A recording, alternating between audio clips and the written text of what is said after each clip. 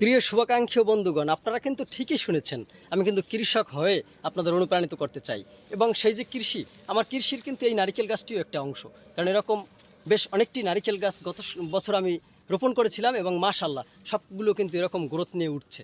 তো আপনারা আপনাদের ইচ্ছাশক্তির মাধ্যমে এরকম দু একটি প্রকল্প গড়ে তুলতে পারেন আপনার পরিবারের জন্য, এবং নিশ্চয়ই আপনার পরিবার একদিন এই সুফল ভোগ করবে। আমি জানি যে উৎপাদনমুখী কৃষি এবং স্থায়ী কৃষির মাধ্যমে আমি নয় শুধু, আমার পরিবারও স্বাবলম্বী হতে পারে। আমি মরে গেলেও কিন্তু এই কৃষিটা থেকে যাবে।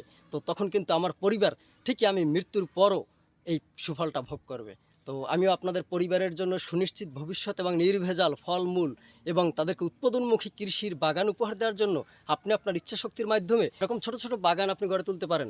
তাতে কিন্তু আপনার ইচ্ছাশক্তি, পরিশ্রম আর মেধা এবং অর্থ, এই কয়টা জিনিস আপনার খুব বেশি প্রয়োজন। এই জিনিসগুলো বিনিয়োগ করেন, তাহলেই কিন্তু আপনি এরকম সুন্দর সুন্দর বাগান আপনার পরিবারকে উপহার দিতে পারবেন এবং আপনার পরিবার নিশ্চিত একটি ভবিষ্যতের দিকে অগ্রগামী হবে।